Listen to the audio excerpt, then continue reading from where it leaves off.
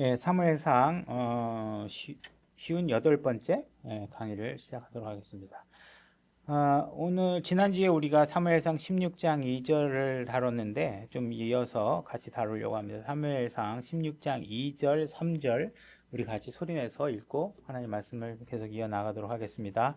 2절, 3절, 16장 2절, 3절, 사무엘상 16장 2절, 3절입니다. 같이 손에서 읽겠습니다. 준비 시작. 사무엘이 이르되 내가 어찌 갈 수 있으리까 사울이 그것을 들으면 나를 죽이리이다 하매 주께서 이르시되 암송아지를 끌고 가서 말하기를 내가 주께 희생물을 드리러 왔다 하고 이새를 희생물 드리는 일에 부르라. 내가 행할 일을 내가 내게 보여주리니 너는 내가 내게 명한 자에게 나를 위해 기름을 부을지니라 하시니라.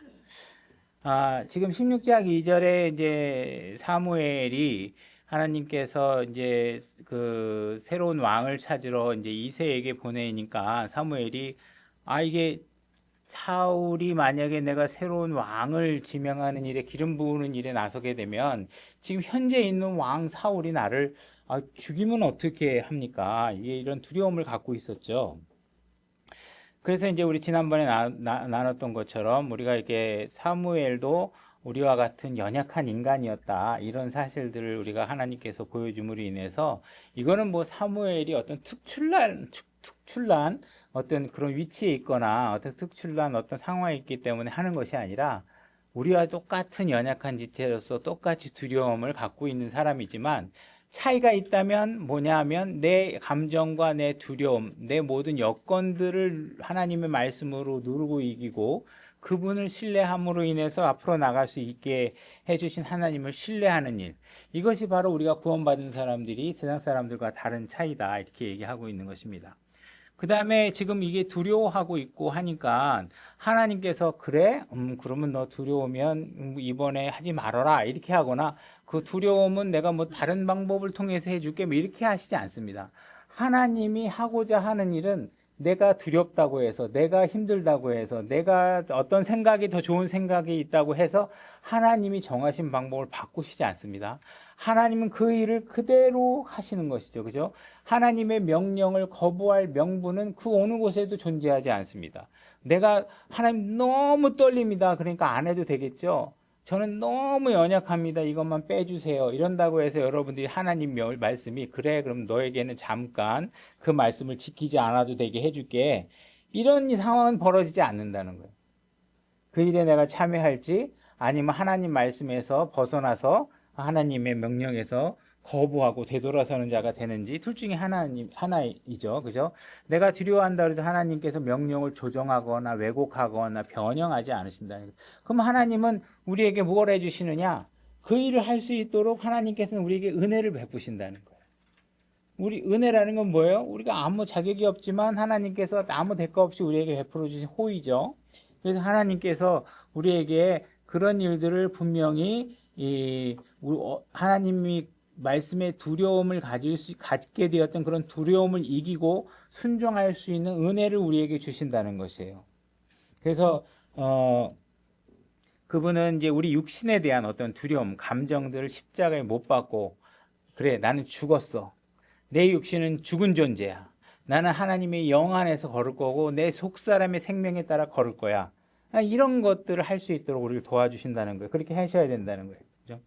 그래서 그 능력을 우리가 원래는 내가 타고난 본성에 따르면 내 타고난 체질이나 내 타고난 성격이나 뭐 타고난 환경이나 이런 걸 보면 할 수 있는 게 너무 없을 것 같은데 하나님께서는 이런 모든 환경들을 극복하고 그 하나님께서 그 모든 능력들을 주님의 능력을 신뢰하고 내 여건과 내 능력과 이런 것들 다 제껴놓고 주님의 능력을 신뢰하고 나가면 이런 모든 것들이 할 수 있다. 하나님의 명령에 순종할 수 있다. 이렇게 하나님께서 보여주시는 것이죠. 그래서 위대한 사람이라는 것, 사무엘이 위대한 사람이 될 수 있다라는 것은 그 사무엘이 두려움이 없었기 때문이 아니라는 것입니다. 우리와 같이 동일한 연약한 사람이지만 결국은 우리와 동일한 부족함을 느끼는 사람이지만 그가 위대해질 수 있었다는 것은 자기의 감정이나 두려움을 제껴두고 하나님 명령에 순종할 수 있었기 때문에 그런 것이죠. 우리 야고보서 5장 17절 한번 가보겠습니다. 야고보서 5장 17절입니다. 제가 읽겠습니다. 여러분 엘리야는 구약에서 아주 위대한 인물 중에 하나입니다. 표적을 행하고 아주 기적을 행하고 굉장히 놀라운 사람이죠.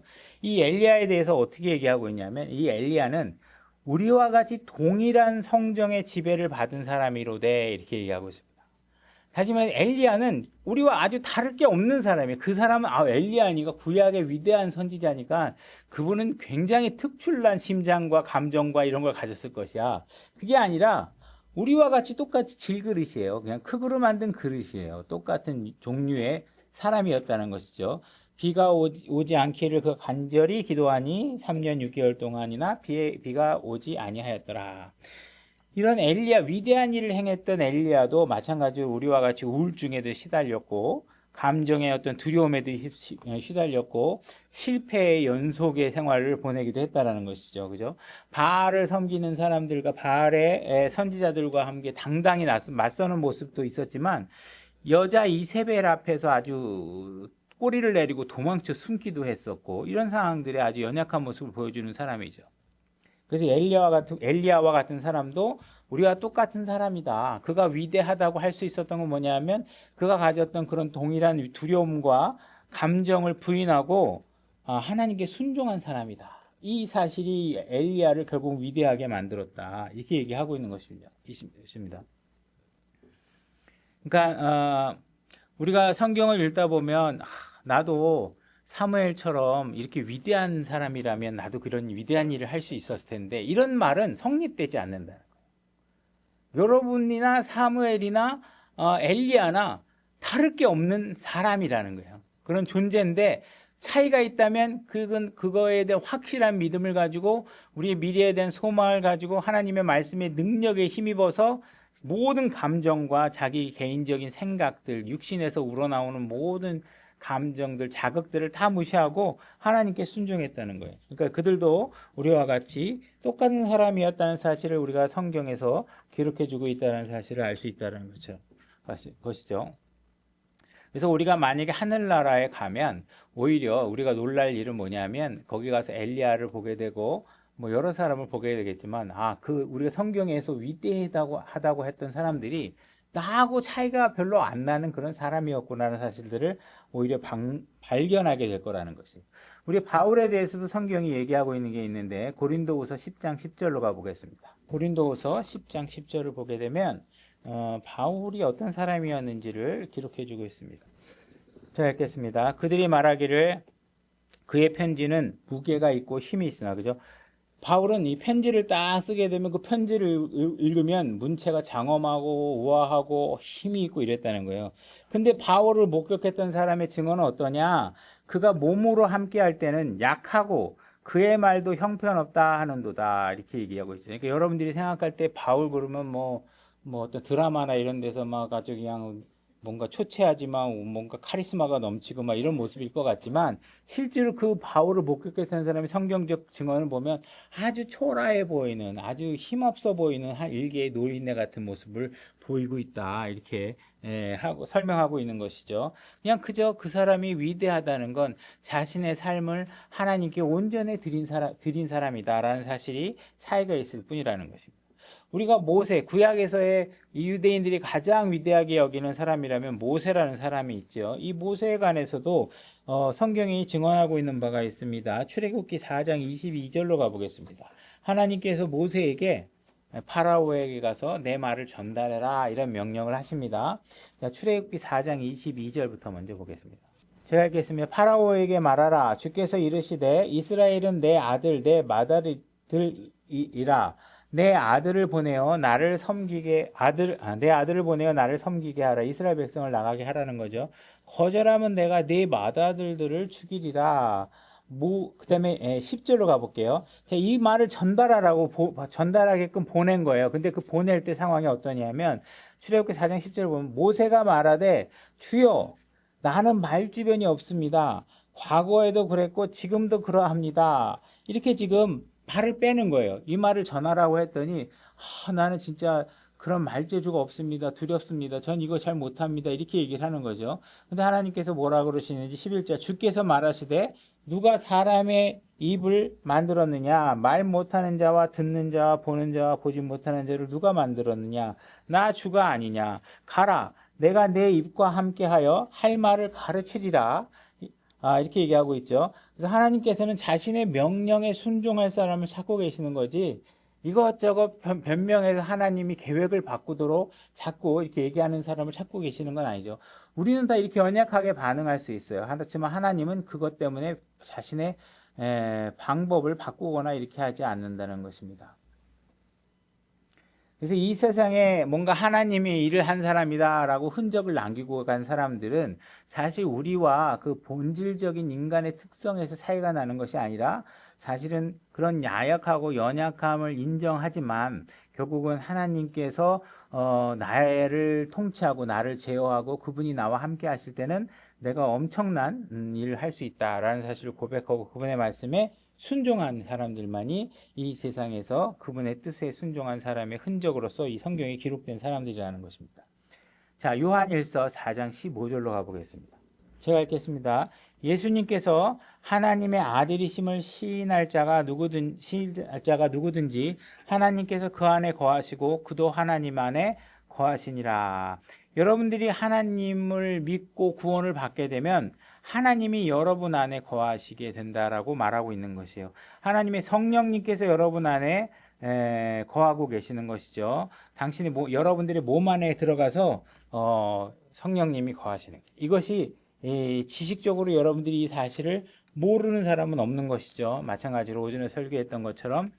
그러나 우리가 이 일을 그대로 드러내야 되는데 그 드러내는 일은 좀 더 어려운 일이 된다, 이렇게 얘기하고 있습니다.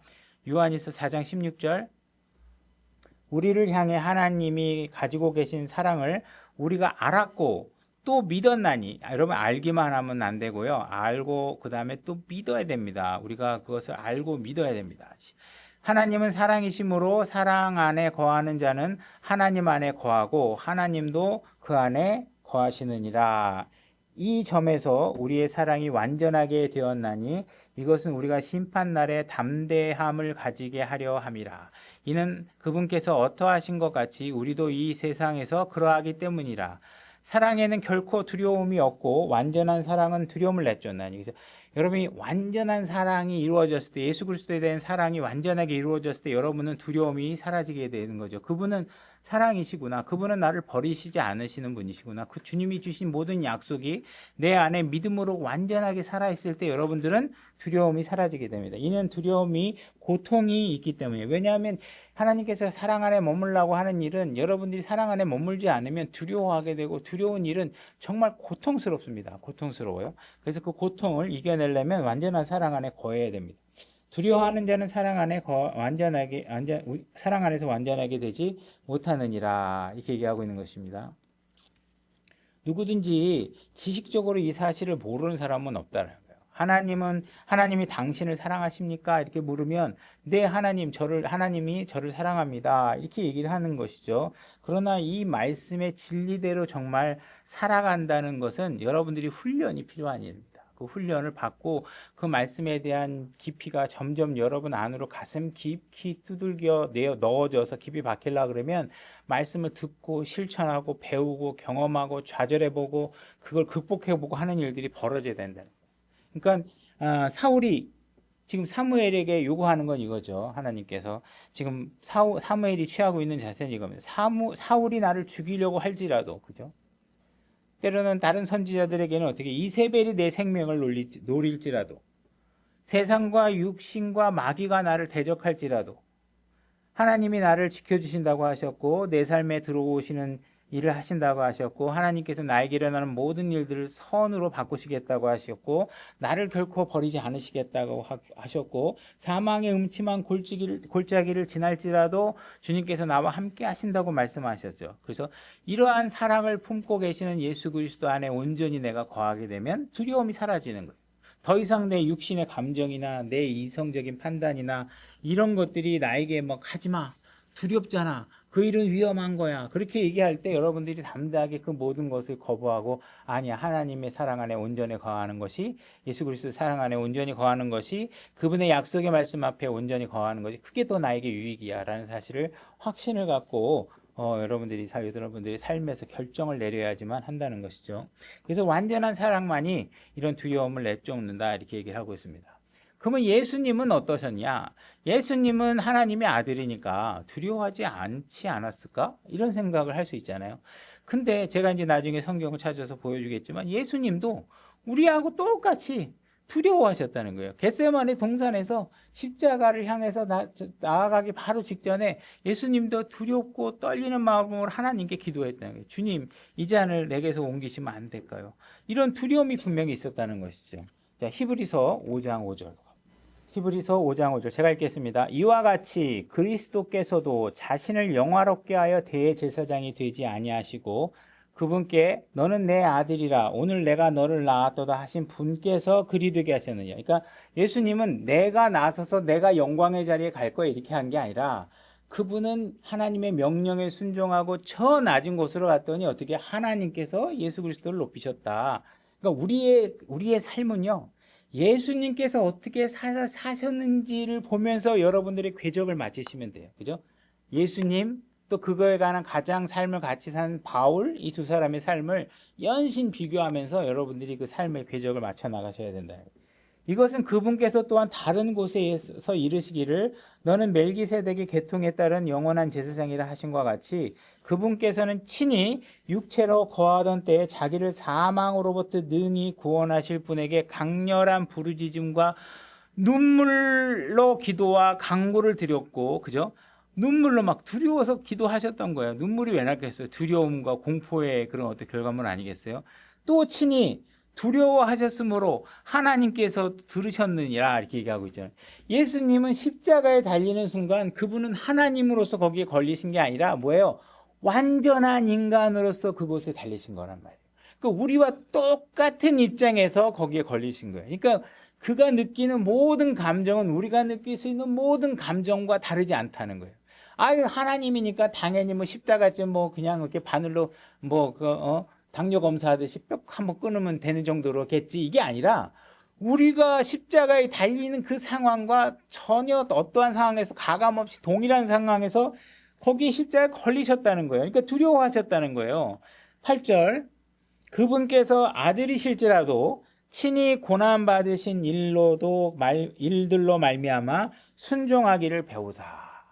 제가 요즘에 어느 유튜브에서 그 인공지능이 갖고 있는 한계점 이런 걸 얘기를 하는데 거기서 제가 들으니까 좀 재밌는 이 성경적 개념이 적용 가능한 그런 멘트가 있더라고요. 그래서 AI는 우리 사람과 어떤 차이가 있느냐?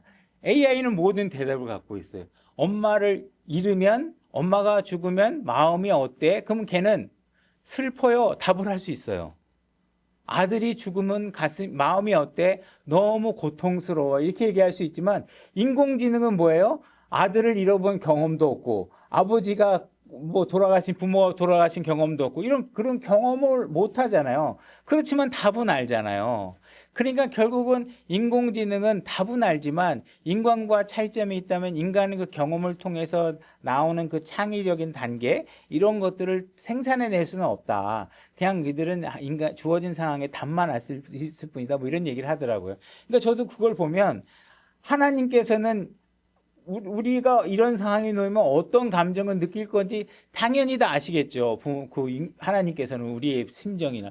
그러나 그분이 이 땅에 오셔서 어떠한 고통과 경험을 우리와 동일한 경험을 했는지는 완벽하게 차이가 난다는 거예요. 그러니까 다른 종교는 그런 게 없는 거겠죠. 그러니까 하나님께서 자신이 친히 육신을 입고 이 땅에 오셔서 두려워해보고 그 모든 고통을 그대로 다 겪으셨다는 거예요. 그 고난을 받으셨기 때문에 순종했기 때문에 이 예수 그리스도는 9절에서 뭐라고 그러냐면 완전하게 되셨다 이렇게 얘기를 하고 있어요. 이 완전하게 되셨다는 말은 죄가 없는 상태가 됐다는 얘기는 아니에요. 이 예수님은 원래가 죄가 없으신 분이죠. 근데 그가 경험함으로 인해서 경험하지 못했던 하나님이 경험을 통해서 우리와 동일한 경험을 갖고 있다는 사실에 완전하게 됐다는 얘기를 하고 있는 거예요. 그러니까 그는 그 완전함을 통해서 우리의 고통을 도울 수 있게 된 상태가 된 것이죠. 그죠? 정답은 알고 있었지만 경험해 보지는 못했겠죠. 그죠? 그래서 이 예수님께서 이 땅에 오셔서 우리의 죄를 위해서 죽으시기도 하셨지만 우리와 동일한 연약함을 체험함으로 인해서 그분은 하늘에 올라가실 때 사람으로 올라가셨거든요. 우리 사람으로 부활하셔서 사람의 상태로 올라가셔서 우리 사람이 겪고 있는 연약함과 어려움을 거기서 중보하고 돕고 이런 것들을 하고 계시는 거예요. 그러니까 그런 모든 고통들을 이해하실 수 있는 완벽한 상태가 되셨다는 것이죠. 그러니까 이런 면에서 분명히 예수님은 완전하게 되셨다 이렇게 얘기를 하고 있는 것이죠. 그래서 하나님께서 예수님에게 뭐라고 얘기한 거냐면 하나님 정말 너무 두렵습니다.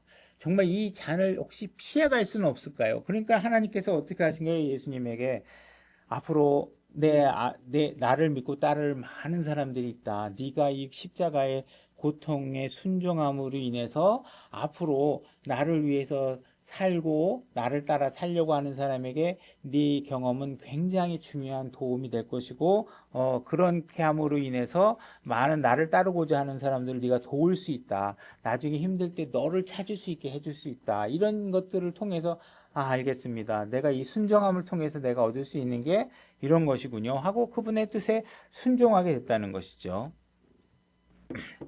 그러니까 여러분들이 성경에서 앞으로 이런 그리스도인이라면 이런 일을 해야 돼. 교회에 웬만하면 나와. 하나님을 위해서 헌신할 수 있는 시간들을 만들어. 뭐 이런 얘기를 할 때, 그러면요, 저 시간 없어서 시험 망칠 것 같은데요. 그렇게 되면 직장 생활에서 찍혀요. 문제가 생각이 많이 생길 수 있어요. 만약에 내가 교회 다닌다 그러면 우리 마누라가 막 난리칠 거고 우리 가정이 흔들릴 것 같은데요. 이런 상황이 벌어질 때 어떻게 여러분들이 무릎 꿇고 예수 그리스도께 주님 두렵습니다. 그죠? 이런 문제들을 어떻게 해결할 수 있는지 주님께서 이 모든 어려운 문제들을 이해하고 계시는 예수님께서 나의 길을 인도해 주셔서 주님처럼 하나님의 뜻에 순종하는 삶을 살아갈 수 있도록 도와주시기 바랍니다. 이렇게 얘기를 하면 주님께서 도와줄 수 있다는 거예요. 이런 주님을 갖고 있다는 것이 우리에게 엄청난 축복이 된다는 거예요. 그래서 두려움을 내쫓는 완전한 사랑을 여러분들이 가지실 수 있어야 된다는 것이죠. 그 다음에 여기 내가 행할 일들을 내가 네게 보여주리니 이렇게 얘기하고 있죠. 본문 사무엘상 14장에서 보면 16장 4절 3절에 위에 아마 읽었을 때 3절에 보면 내가 행할 일을 내가 내게 보여주리라 이렇게 얘기하고 있어요. 하나님께서는 우리에게 무엇인가를 할 때는 한꺼번에 처음부터 끝까지 다 보여주질 않아요. 너 가, 그럼 그때 내가 해결할 일을 보여줄게 이렇게 말씀하고 계시는 거예요.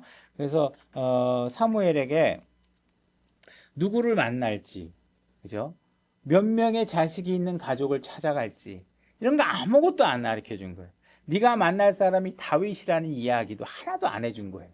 그냥 가, 내가 가면 알 수 있게 해줄게 이렇게 얘기하는 거예요. 그죠? 그러니까 제가 이 교회를 시작할 때 네가 이 교회를 시작하면 한 2년만 고생하면 3년째 엄청난 성도들이 모여가지고 그 다음에 어떻게 돼서 몇 명의 성도들로 막 커지고 이런 거 보여주지 않으시는 거예요. 하나님께서 그냥 해. 그때 네가 감당할 만큼 내가 너를 잘 이끌을 테니까 나를 믿고 해. 이렇게 하는 거하고 똑같아요. 그러니까 우리는 모든 진리를 다 알려주면 못해요. 제가 6년 동안 네가 이렇게 힘들 거야 미리 알았으면 시작도 못했을지도 모르겠죠. 그죠? 그러나 하나님께서 그걸 안 가르쳐주고 하는 거예요. 이거 다 알면 우리는 겁에 질려서 못해요. 그죠? 이런 것들을 하나님께서 우리가 사무엘에게도 지금 그런 방식으로 일을 하고 계시는 것이죠. 16장 4절 읽어보겠습니다. 같이 준비 시작. 사무엘이 주께서 말씀하신 바를 행하여 베들레헴의 이름에 그 고을 장로들이 그를 오는 것을 보고 떨며 이르되 당신이 평화롭게 오시나이까 하니. 자, 이제 사무엘이 하나님 때문에 두려워했다가 이제는 마을의 그 장로들이 두려워하기 시작하는 거예요.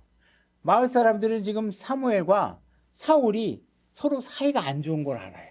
그죠? 서로 막 결별한 상황들을 안단 말이에요. 그 이전에 일어났던 일. 그리고 사무엘이 지금 마을에 온다는 게 자기가 봤을 때 사울 왕이 좋아할 일이 아니잖아요. 그러니까 이런 모든 어떤 일이 벌어질 건지 직감도 되고 하니까 지금 자신이들이 혹시 사울에게 눈밖에 나서 이 마을에 지금 피해가 오진 않을까 이렇게 생각하는 것이죠. 한편으로는 지금 또한 그 사무엘이 하나님의 이름으로 마을에 왔는데 그 마을 사람들이 두려워한다는 건 이 좋은 증상이 아니에요. 그죠? 뭔가 이들이 나쁜 상황에 놓여 있다는 것을 말해주고 있는 것이에요. 여러분들이 하나님의 성경을 옆구리에 딱 끼고 누구에겐가 다가가는데 앞에 있는 사람이 저 사람 뭐야 성경 끼고 왔잖아 이렇게 얘기한다는 건 그 상황이 좋지 않은 거예요. 그 사람은 지금 하나님의 말씀을 두려워하고 있는 거고 진리를 받아들일 준비하는 데 있어서 뭔가 불편한 상황들이 그들에게 벌어지고 있는 것이고, 또 한편으로는 지금 사울의 통치가 굉장히 공포 통치가 이루어지고 있다는 사실들을 우리가 또 알 수 있는 것이죠. 그래서 우리가 하나님의 사람들이 어떤 지역에 가서 복음을 전파하면 그 사람들도 굉장히 두려워하고 당신은 도대체 어떻게 무슨 일 때문에 왔습니까? 그랬을 때 내가 복음 전하러 왔다 그러면 환영하지 않는다는 건 그 마을에 이미 죄가 많이 퍼져 있다는 사실들을 알 수 있는 것이죠. 5절로 가보겠습니다. 5절 같이 읽겠습니다. 준비 시작. 그가 이르되 평화롭게 오느니라 내가 주께 희생물을 드리러 왔은즉 너희 자신을 거룩히 구별하고 나와 함께 희생물을 드리러 가자 하고는 그가 이새와 그의 아들들을 거룩히 구별하고 그들을 희생물 드리는 일에 부르느니라. 그래서 우리가 사람들을 안심시키죠. 여러분들은 하나님의 사람으로서 어디가 갈 때는 항상 평화의 이름으로 가시기 바랍니다. 누군가가 왔는데 내가 너희들을 갈라치기 위해서 왔다, 너희들에게 전쟁이 일어나게 만들기 위해서 왔다, 이런 존재가 돼서는 안 되겠죠. 내가 온 이유는 평화를 위해서 왔다, 화평하게 하기 위해서 왔다, 이렇게 얘기를 하고 있는 것입니다. 그래서 안심시키고 있고, 그 다음에 6절 같이 또 읽어보겠습니다. 6절 준비 시작. 그들이 오매 그가 엘리압을 보고 이르기를 주의 기름 부음 받을 자가 참으로 그분 앞에 있도다 하였으나. 자, 사무엘이 가가지고 이제 그 이새의 아들들을 불러들였는데 거기서 이제 엘리압이 나타난 거예요.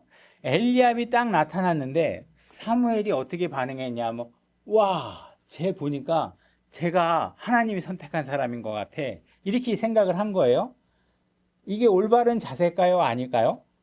올바른 자세가 아니잖아요. 왜?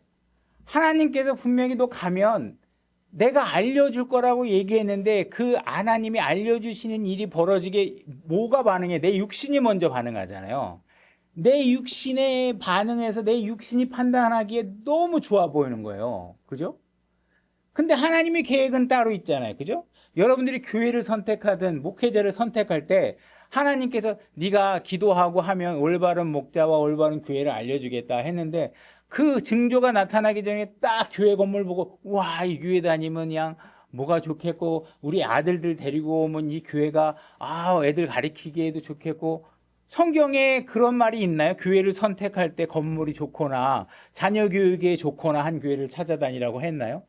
자기 육신에서 나오는 쓰레기들이 자꾸 자기의 판단을 흐트리는 일들이 자꾸 벌어진다. 우리가 주님이 보여주시는 증거가 나타날 때까지 기다려야 된다. 주님이 보여주시겠다고 했잖아요. 근데 지금 사무엘은 그 일이 벌어지기 전에 겉모습만 보고 판단해버리는 거예요. 우리는 하나님께서는 분명히 모든 것들을 구체적으로 알려주실 수도 있었겠지만 알려주지 않는 이유들 중에 하나는 뭐냐 하면 매번 우리를 시험 위에 올려놓기 위해서 그러시는 거예요. 얘가 지금 내 말씀대로 사는 사람인가, 아니면 자꾸 지 생각대로 살려고 하는 사람인가, 이걸 우리는 매번 시험에 놓이는 상황이 벌어지는 거예요. 사무엘에게도 마찬가지예요. 사무엘도 하나님께서 시험하고 계시는 거예요. 너 내가 분명히 보여준 대로 하기로 했잖아. 근데 지금 보자마자 겉모습만 딱 보고 얘가 뭔가 후광이 비치는 게 하나님이 선택하신 사람인 것 같아, 이렇게 얘기를 하는 거예요. 그러나 하나님은 분명히 내가 그 끝은 정확하게 알려주지 않겠지만 내가 하면 그때 알려주겠다고 얘기하는 거죠. 우리가 아브라함 같은 경우 끝을 알려주지 않았다고 아까 얘기했고, 그래서 우리는 자꾸 자기 판단이 불쑥불쑥 먼저 튀어나오는 거를 조심하셔야 돼. 사무엘도 지금 그런 상태에 놓여 있는 거예요. 7절 같이 읽겠습니다. 준비 시작. 주께서 사무엘에게 이르시되 그의 용모나 키의 크기를 보지 말라. 내가 이미 그를 버렸노라. 주는 사람이 보는 것처럼 보지 아니하니 사람은 겉모습을 보나 주는 마음을 보시느니라. 이렇게 얘기하고 있죠. 자, 사울도 키가 커서 백성들이 봤을 때 와, 왕감이다 이렇게 얘기했는데 지금 이 엘리압의 용모가 키가 컸던 것 같아요. 그러니까 이 키 큰 것을 보고 와, 이 사람이 정말 멋있어 보인다 이렇게 얘기했더니 하나님께서 그의 외모를 보지 마라. 어떻게 해서 내가 이미 그를 버려놓으라 이렇게 얘기하고 있죠. 물론 하나님은 이 엘리압을 한 번도 선택한 적이 없으니까 선택한 적이 없다라는 얘기를 하는 거예요. 내가 버렸다는 이야기는 취했다가 버린 게 아니라 내가 그를 선택한 적이 없다 이렇게 얘기를 하고 있는 것이죠. 그래서 나는 하나님께서는 항상 마음의 중심을 보는 사람이다 이 얘기를 하고 있는 것이죠. 우리가 이 말씀에 관해서 한번 찾아보겠습니다. 시편 7편 9절로 가보겠습니다. 제가 읽겠습니다. 오 사악한 자의 사악함을 끝내시고 오직 의로운 자를 굳게 세우소서. 의로우신 하나님께서 마음과 속 중심을 시험하시나이다 이렇게 얘기하고 있죠.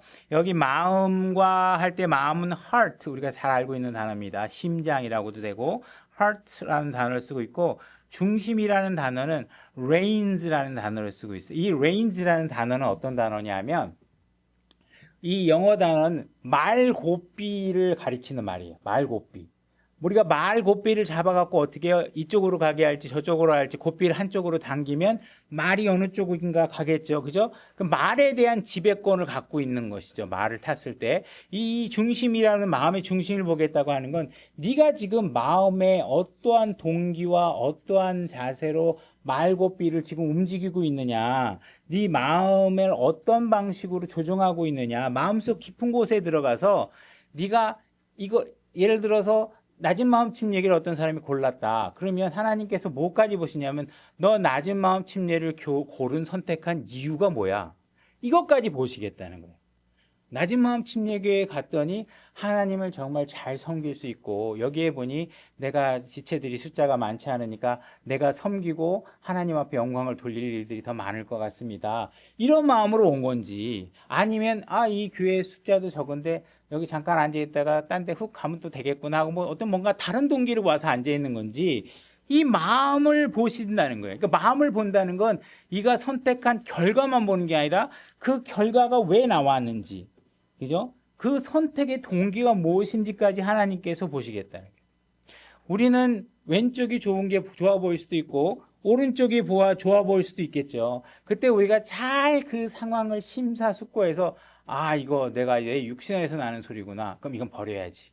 하나님의 표징과 하나님께서 보여주는 사인이 나타날 때까지 내가 잠시 기다리자. 내 육신의 말을 더 이상 듣지 말자. 내가 거기에 반응하면 안 되겠다. 이런 식으로 해서 우리가 잘 선택하는 것들도 하나님께서 우리가 그때그때 매번 우리에게 무게를 달아보시고 시험할 기회를 우리에게 주시고 계신다는 거예요. 그래서 그럴 때 우리가 그런 방향이 얼마나 잘 선택되는지 우리가 알 수 있다는 것이죠. 역대상 28장 9절 제가 읽겠습니다. 내 아들 솔로몬아 너는 내 아버지의 하나님을 알고 완전한 마음과 자원하는 생각으로 그분을 섬길지어다. 주께서 모든 마음을 살피시고 생각으로 상상하는 모든 것을 아시나니 내가 만일 그분을 찾으면 만날 것이로되 내가 만일 그분을 버리면 그분께서 너를 영원히 버리시리라. 하나님께서는 여러분들의 상상하는 그 모든 것까지 다 알고 계십니다. 그래서 여러분들이 그분을 찾고자 하시면 하나님께서 찾을 수 있도록 해주시지만 여러분들이 하나님을 버리거나 하나님을 다른 용도로 이용하기 위해서 하나님을 찾는다면 그분은 여러분들 앞에 그 모습을 드러내 보이지 않으시겠죠. 예레미야 11장 20절로 가보겠습니다. 예레미야 11장 20절 제가 읽겠습니다. 그러나 의롭게 판단하시며 속 중심과 마음을 시험하시는 만군의 주여 이렇게 얘기하고 있죠. 하나님께서는 여러분들은 쟤는 나를 배신할 사람이 아니야. 쟤는 시험 안 해봐도 돼. 이러지 않으십니다. 매번 매 순간 여러분들의 믿음의 순간들을 시험하십니다. 여러분들의 마음속 중심을 시험하시. 지금 왜 저런 결정을 내렸지? 하나님을 위해서야? 나를 기쁘게 하기 위해서야? 아니면 자기 자신을 위해서야? 이렇게 하면서 우리의 속 중심을 시험해 보시는 분이라는 거예요. 그러니까 지금 사무엘도 그 시험의 순간에 매번 놓이고 있는 것이죠. 17장 10절로 가보겠습니다. 예레미야 예레미야 17장 10절 제가 읽겠습니다. 나 주는 마음을 살피며 속 중심을 시험하여 이렇게 돼 있죠. 하나님께서는 여러분들의 마음을 샅샅이 살피시고 동기와 그 이유들을 철저히 모르십니다. 그래서 그런 거 시험해서 각 사람의 길들과 그 사람의 행위들의 열매대로 그 사람에게 주시니라. 그 삶의 결정을 내리는 매 순간마다 여러분들은 2개 이상의 선택지를 항상 고르시게 될 거예요. 그죠? 이걸 이렇게 할까? 이렇게 할까? 뭐 그런 식으로 여러분들이 선택하는 상황에 놓였을 때 여러분들이 올바로 심사숙고해서 내 마음의 소리가 아니라 하나님의 말씀에 의한 분별력으로 그 일을 선택할 수 있도록 여러분들이 하나님 말씀이 여러분들을 지배하고 있는 상태에서 선택할 수 있도록 하나님께서 계속 여러분들을 훈련시키는 거예요. 그래서 육신의 소리를 듣고 선택하게 되면 뭔가 여러분들에게 이제 좋지 않겠죠. 그죠? 그래서 항상 우리가 그 동기와 여러분 직업을 선택할 때도 왜 직업을 선택하는지 부자로 살기 위해서 그게 아니라 어떻게 주님을 위해서 내가 일하시는 하나님에 따라 난 일을 하고 주님께서 가능하면 주님께서 좋아하시는 일을 하고 그래서 직업을 선택해서 하나님께서 가족을 부양하라고 했으니까 내가 다른 사람에게 빚지는 자가 되지 않기 위해서 내 가족을 부양하기 위해서 그죠? 자녀를 교육하기 시키기 위해서 자녀들을 배우자 만나서 출가시키기 위해서 이런 여러 가지 하나님 앞에 가정과 온전한 그런 가정이 세워지는 데 필요한 만큼 하는 건지 아니면 다른 이유인지 뭐 이런 것들을 다 여러분들에게 선택할 수 있는 상황에 놓여준다는 거예요. 배우자를 선택할 때 이유가 뭔지 그죠? 내 배우자를 선택해서 내 신분 상승을 노리는 건지 아니면 내 신분 거룩하게 하나님의 거룩한 신앙 삶에 도움이 될 수 있는 배우자를 고르는 건지 그죠? 감정이나 외모나 이런 것들을 가지고서 배우자를 선택하는 건지 이런 것들을 다 하나님께서 살피시겠다는 것이 주님이 다 보시겠다는 거예요. 그러니까 여러분들이 겉모습으로 하지 말고 속 중심을 바라보는 일에 항상 눈이 떠져 있기를 하나님께서 계속 시험하고 계신다 이 얘기를 하고 계십니다. 우리 마지막으로 고린도전서 3장 12절로 가보겠습니다. 제가 읽겠습니다. 이건 그리스도 심판석에 관한 이야기죠. 여러분들 잘 아는 이야기입니다. 그런데 만일 어떤 사람이 이 기초 위에 금이나 은이나 보석이나 나무나 건초나 집을 세우면 각 사람의 일이 드러나니라. 여러분들의 지식이 드러나는 게 아니고 여러분들이 무슨 일을 했는지가 드러납니다. 그날이 그것을 밝히 드러내리니 이는 그것이 불에 의해 드러나고 그 불이 각 사람의 일이 어떤 종류인지 여러분들이 한 일이 어떤 종류의 일을 했는지를 보시겠다는 거예요. 얼마나 오래 했는지 이거 안 봅니다. 그죠? 그러니까 여러분들이 어떤 일의 종류를 한 거야? 사랑에 행하는 일을 한 거야? 분열의 일을 한 거야? 그죠? 예수 그리스도로 향해서 하나 되는 삶을 위해서 수고한 일을 한 거야? 아니면 자꾸 교회를 힘들게 만들고 목회자를 힘들게 하는 일을 한 거야? 뭐 이런 것들을 보겠죠.